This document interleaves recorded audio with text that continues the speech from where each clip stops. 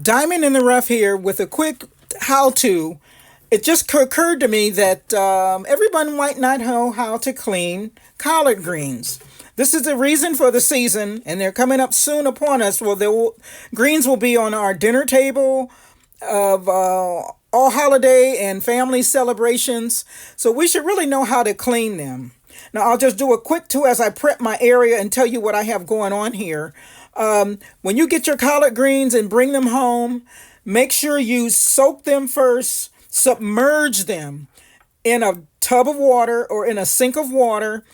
It can be warm, doesn't need to be hot, but submerge them in a sink of water with a little squirt of dishwashing liquid and a handful of salt sprinkled over the suds into the water. You want to submerge all of your leaves in that. I don't have an area big enough to show you that. I have a very, very small kitchen, about 110 linear inches, so it's a very tight space I work in. But these have already been submerged. You see some here that are already clean. This is from my garden, from a video that you saw previously. And our garden is pretty much clean, organic. Look on the back of your leaves. Make sure you don't find any weirdness, any eggs or anything on it. And any bad parts you see, just cut them out and keep it moving. And after you've soaked these leaves for easily about 5 minutes or so, because the salt and the Dawn dishwashing liquid is going to drown and kill anything that's on your greens. You want to rinse them at least one time, if not two times. These leaves have already been rinsed and I have them stacked up here ready to go. I have some off to the side here that are a little bit bigger. We'll work with them so you can see them better. And you have a bowl here of some that I have already cut up. So we're going to cut some up. You'll notice that there's a stem down the middle of your greens, of your collards. And collards are leafy, but the stem is pretty tough.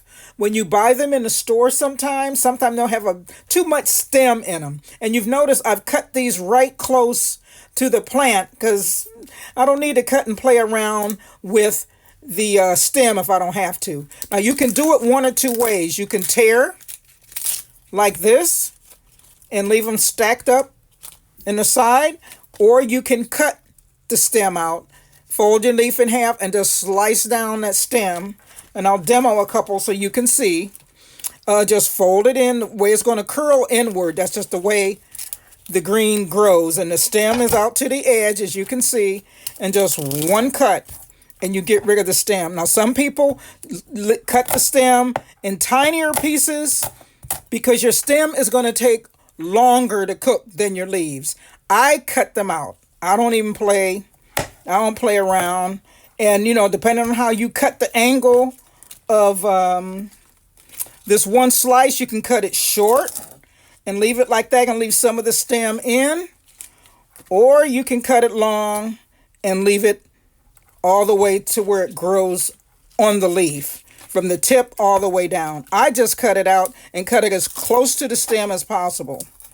Some people save these. If you have chickens, give them to the chickens. Some people also have been known to pickle collard green stems. But that little piece you cut out, you're not really losing that much. But these are small leaves. And I like to pick collards when the leaves are small. I think I have a couple of big ones here that we can look at as well. I've just folded these up. Here's a big one here. Now it's been ate off a little bit here where the bugs had their lunch. It doesn't matter. I'm just going to wash them. And once I've soaked them in that salt solution and Dawn, I rinse them at least twice because I'm going to wash these another 2 times. And again, save these, give them to the chicken, or put them in your compost pile. I have a big bag off to the side of these. Once you have enough of them cut up, you fold them like you would a tobacco leaf, for example. And I roll them up. I just roll them up real tight. And some people slice them in ringlets like this. I'll do them 1 or 2 ways. You see how small this is, or thin, maybe about a 1/4 inch. Then I'll turn the whole thing sideways, and I'm a lefty, and I cut right down the middle, and they're already cut up. Slice a little thin.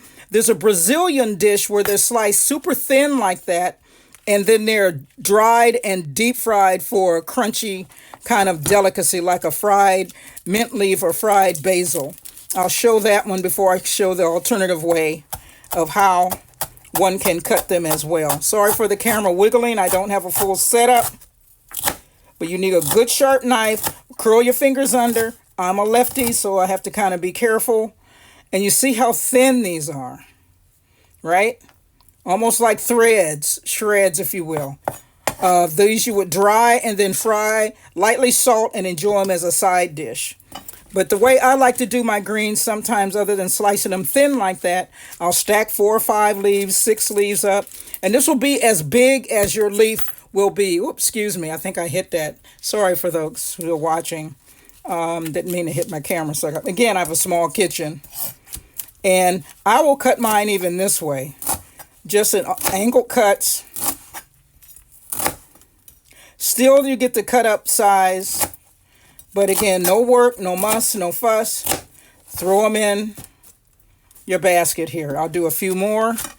And you can do all of your greens that way. Here's a Swiss chard, a green one that snuck into my cleanup of my greens bag. I'm just throwing it right in and treating it the same way. You can do your kale the same way.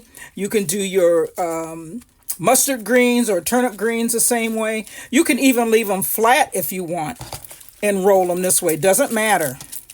In fact, I'll roll this flat. It doesn't matter how, long as you're kind of consistent to keep the size the way you want. And again, you want them cut up to where they're right on the fork when they're done.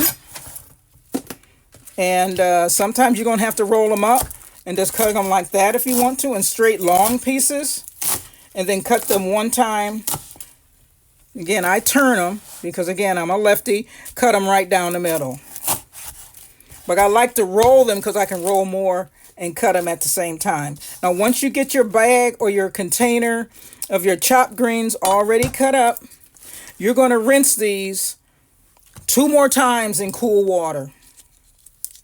If you're freezing them, you can lightly blanch them for 5 minutes, steaming water with no salt, no pepper, no seasoning. You're just trying to collapse them to where you can make them in a smaller bunch. And you know, greens will collapse on you. Let me grab one container that I have in my freezer that I'm getting ready for the holiday, and I'm trying to get my side work done, so when it's time to cook, I'm ready to lock and load. And once you wash and rinse these 2 more times, steam them, let them cool, put them in a bag.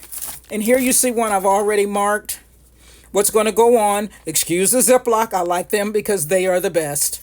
And sealing in terms of in a freezer. Collard greens and red sorrel, frost kissed, and I put today's date on it. So they're ready to go in the freezer and ready for me to use. Let me grab one. I got a gangly kitchen. And excuse my walking away. So here's one that I did earlier in the week, 10/22. This is 80/20 collard greens and Nepali greens and sorrel. 80% collards, Nepali, like a lightweight mustard, not real bitey at all, and red sorrel, which there's a piece of one right here. You can see little bits of tinges of red in the bag. That comes from my red sorrel. A little bit of that is thrown in. So again, this is Diamond in the Rough signing off, helping us understand how to process our produce for the next time or next meal. Get ready for the holiday, everyone. Get your side work done early. These are ready to go in a pot with my seasoning of choice. It can be a turkey leg. It can be a pork neck bone. It can be a turkey neck. It can be vegetable seasoning, vegetable broth. If you make a hearty broth and you're ready to add that to your greens, you can also add this and make an Ugandan dish where it's greens with coconut milk with a little bit of chopped up potato in it. That's really, really good. And it's vegan and good for the body, good for the soul. Plenty of vitamin K, which is good for blood development and organ development. Diamond in the Rough signing off with our great way to use our produce. Eat what you grow what you eat. Bye.